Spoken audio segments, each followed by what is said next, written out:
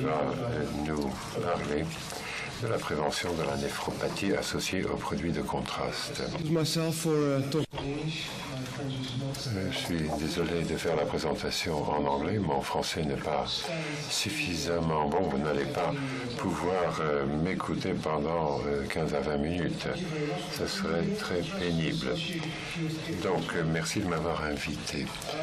Et la néphropathie associée ou induite par le contraste.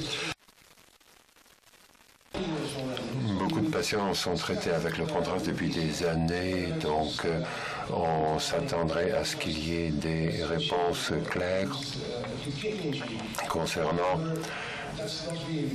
la néphropathie ou la défaillance rénale associée ou induite par le contraste, mais ce n'est pas le cas. Je vais vous montrer les données qui sont disponibles.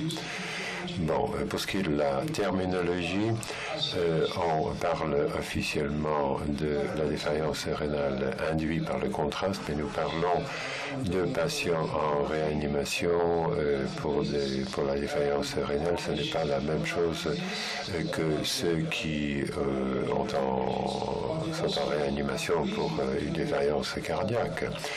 Donc nos patients sont diabétiques, hypertension, il y a des raisons pour faire une angiographie ou un scan, il y a du sepsis, hypotension, des médicaments néphrotoxiques, donc il est très difficile de déterminer s'ils vont développer une défaillance rénale à cause du contraste ou à cause de ces conditions de base. Donc je pense qu'il vaut mieux parler non pas de néphropathie induite par le contraste, mais associée avec le contraste. Voilà mon point de vue.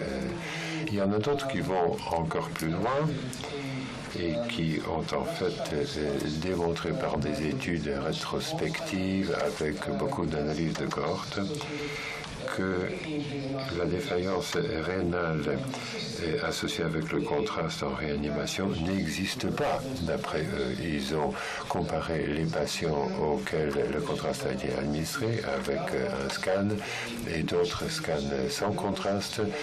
Ils les ont appariés pour sévérité de la maladie et ils n'ont pas trouvé de risque plus élevé pour le développement de la défaillance rénale. C'était des études rétrospectives. Il y avait des raisons de ne pas administrer le contraste et je pense qu'il y a encore des choses à dire là-dessus. Voilà quelques données qui sont disponibles. J'ai peut-être oublié une ou deux études, mais ce sont des données récentes sur l'incidence de la défaillance rénale associée avec le contraste chez des patients en réanimation. Et vous pouvez voir que l'incidence varie énormément. Et les études les plus récentes et les plus importantes parlent d'une incidence entre 16 et 23-24%. Cela dépend aussi un petit peu des définitions qui sont utilisées. Voilà des résultats d'une étude menée dans notre service. Donc c'est une étude monocentrique. Nous avons cherché plusieurs résultats et tous les résultats étaient pires chez les patients qui avaient de la défaillance rénale associée avec le contraste. Ils avaient plus besoin d'épuration, plus de mortalité en réanimation et même des mortalités plus élevées à des périodes plus longues jusqu'à 1 an. De 28 jours à 1 an, c'est montré graphiquement sur ces courbes. Vous pouvez dire, oh, ben voilà, c'était des patients qui étaient plus malades au début. Ben c'est pour cela qu'il y a eu cette surmortalité, mais nous avons essayé d'ajuster pour ce facteur et d'autres facteurs compliquants. Nous avons essayé de tout faire ce qui était possible. Nous avons appliqué 6 modèles et tous ces modèles ont toujours montré que la défaillance rénale associée avec le contraste augmentait le risque de mortalité. Voilà où on en est.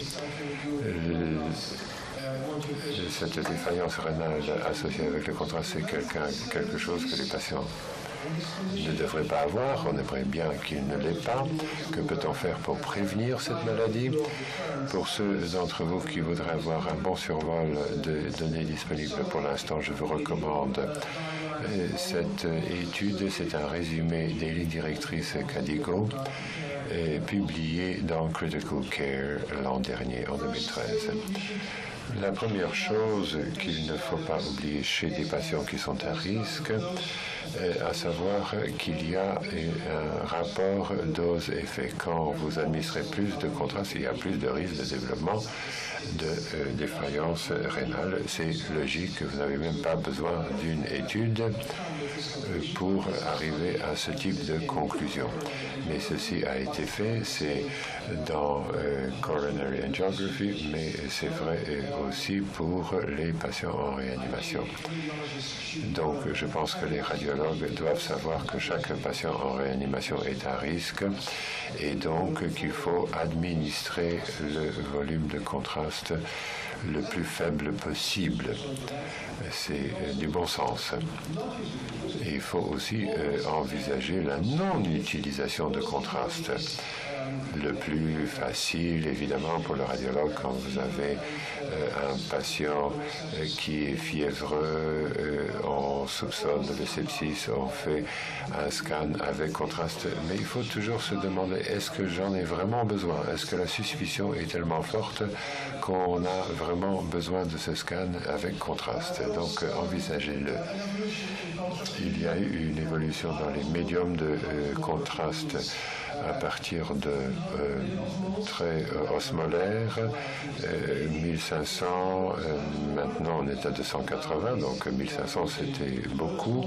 Maintenant on utilise faible osmolaire, 700, c'est par rapport à iso-osmolaire c'est 300. Bon, voilà l'évolution au fil des ans. Et les nouveaux contrastes, les iso-osmolaires, sont plus chers et les essais initiaux montrent que les iso-osmolaires sont associés avec moins de défaillance rénale, mais ceci n'a pas été répliqué dans d'autres études. C'est une méta-analyse, donc il y a beaucoup de données là-dessus, mais la plupart des lignes croise le 1 indiquant aucun bénéfice, aucun avantage à l'utilisation d'iso-osmolaire par rapport au médium de contraste faible osmolaire. Donc les contrastes que nous utilisons maintenant dans nos services sont bons, semble-t-il. Quid de l'expansion volumique? Tout le monde est d'accord, voilà, et avant de donner le contraste, il faut augmenter le volume, mais il n'y a pas de données. Il n'y a pas de données qui le démontrent. Il n'y a aucune étude, aucun essai randomisé, contrôlé avec deux groupes de patients, un groupe avec l'expansion du volume et un autre qui ne l'a pas. Ce type d'étude n'existe pas. Ce qui existe, en fait, c'est une étude où la furosemide a été administrée et donc ces patients dont le volume a été diminué à cause des diurétiques, le résultat était pire. C'est pour cela que tout le monde pense qu'il faut augmenter le volume. Bon, d'abord, on a utilisé 0,45% de chlore de sodium, ensuite 0,9% de saline, avec donc plus d'expansion de volume volumique. Et l'incidence de néphropathie a diminué quand on a augmenté le sodium donné. Pour ce qui est des solutés bicarbonates, bon, c'est un sujet tout à fait à jour. Merton, au début de ce siècle, a fait une petite étude avec un petit groupe de patients. Il y en avait pas beaucoup, peut-être 100, c'est marqué quelque part. Et quand il a utilisé une solution de bicarbonate isotonique comparée à une soluté saline, il y avait moins de défaillance rénale après l'utilisation du contraste. Donc ceci a donné lieu à toute une série d'études.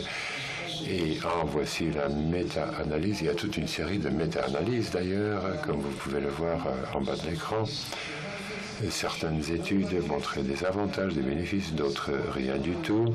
Et à ma connaissance, il y a une seule étude qui montre que les patients traités avec les bicarbonates avaient des résultats moins bons. Donc tout indique que les bicarbonates, c'est une bonne idée.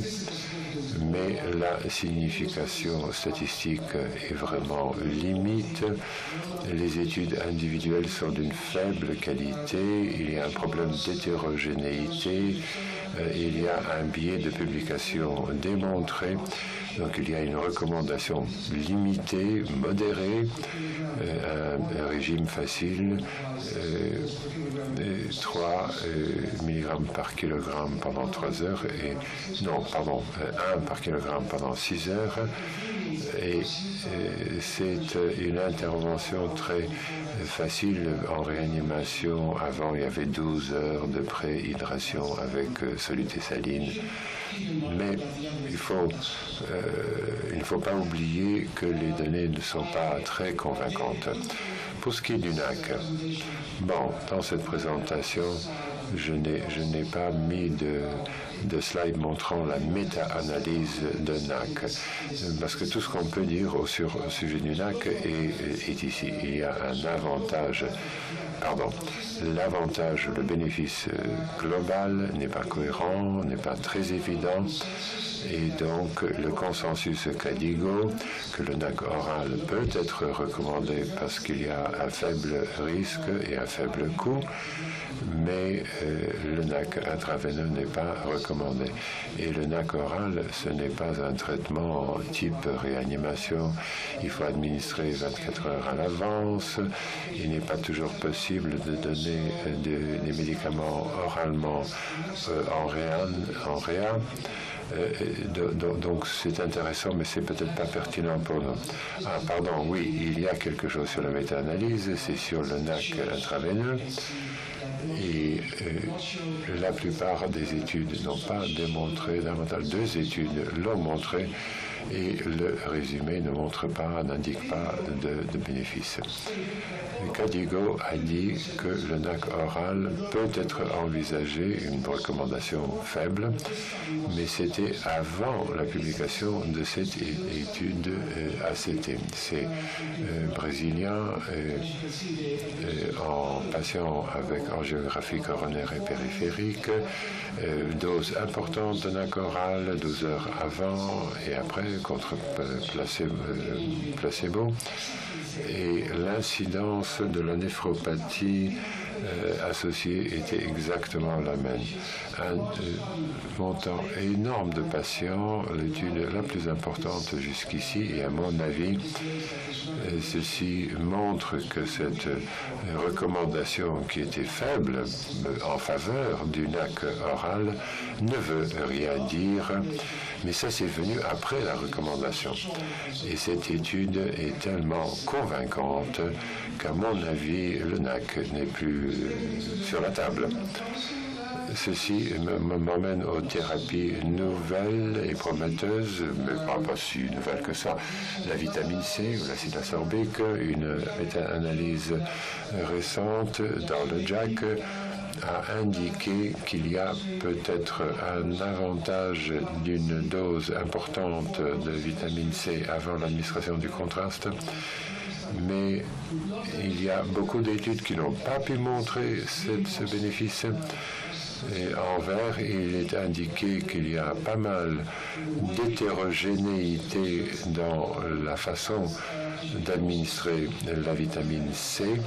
Et la méta-analyse a résumé 9 études, 1500 patients. Ce n'est pas très convaincant.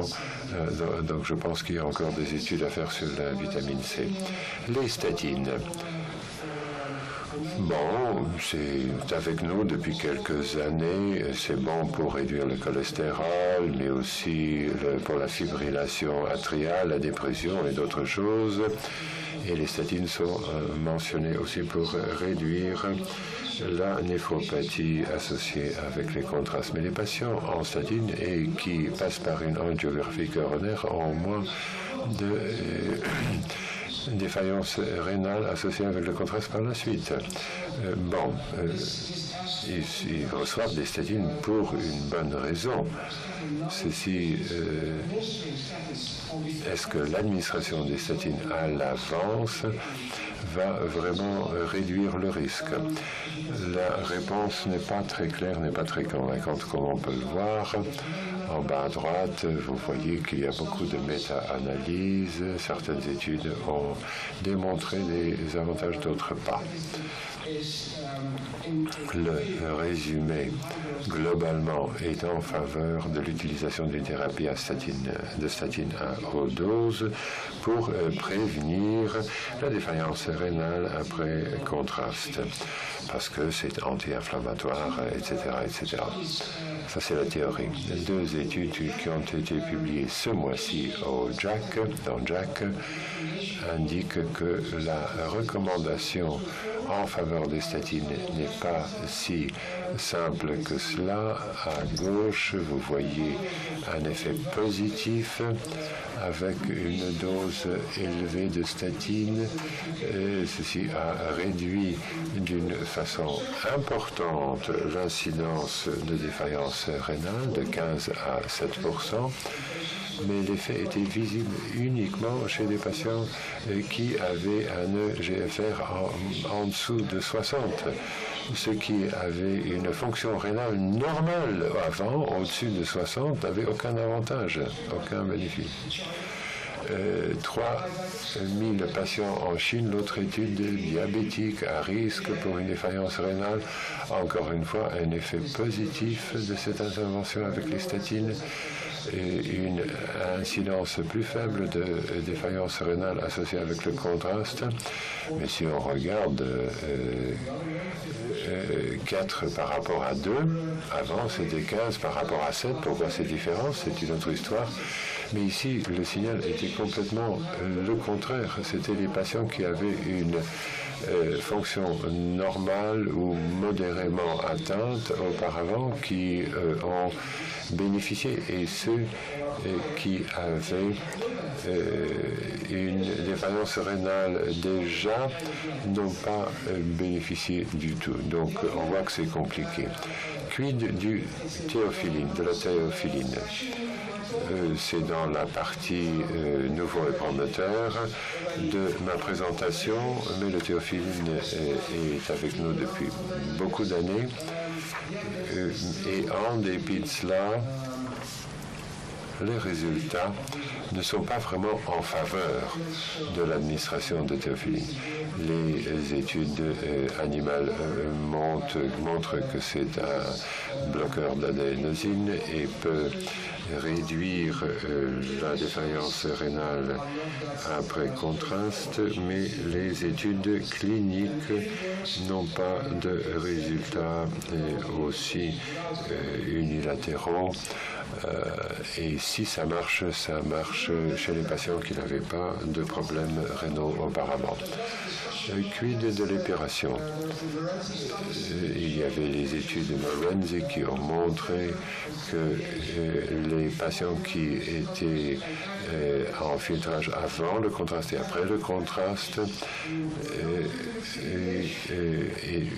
avaient un résultat meilleur que ceux qui n'étaient pas traités de CCVH, mais les premiers étaient en réanimation, donc ils avaient l'avantage des médecins, c'était pas des cardiologues, seulement dans un service normal. C'est peut-être pour cela qu'ils ont eu un meilleur résultat. Et si vous résumez ce qui est disponible sur l'épuration pour prévenir la défaillance rénale associée avec le contraste, globalement, les résultats ne sont pas en faveur de l'épuration. Et c'est logique. Quand vous administrez le contraste, il faut au moins 1 heure dans un monde idéal avant de pouvoir administrer l'épuration, après l'administration du contraste. Et donc, ce patient avait déjà 1 heure. Donc, le dommage a été fait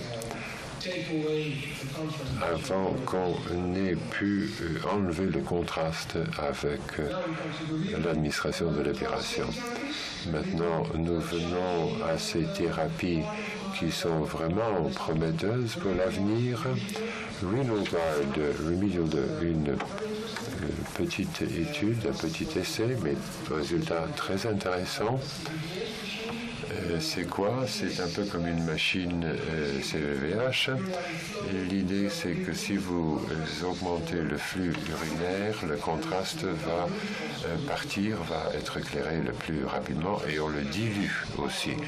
Donc le contraste ne peut pas endommager les tubules. Qu'est-ce qu'on fait? On donne un bolus de volume en furosémide et la machine redonne le montant que l'urine produit. Donc il n'y a pas de réduction volumique à cause du furosémide. Et donc, cette étude pilote, assez importante quand même, 2 fois 150 patients, cette intervention a réduit l'incidence de défaillance rénale associée avec le contraste.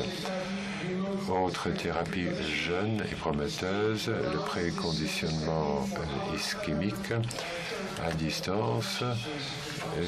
Ça a été utilisé déjà pour la chirurgie cardiaque. L'idée, c'est qu'on induit une ischémie en posant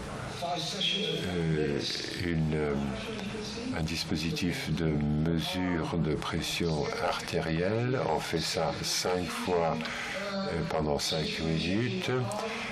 Donc le bras devient ischémique avec perfusion, ce qui initie toute une série d'événements inflammatoires et cela prépare l'organe à s'occuper des effets néfastes du contraste. Bon, je ne l'ai peut-être pas très bien expliqué, le docteur R le ferait beaucoup mieux. Ça semble être de la magie noire,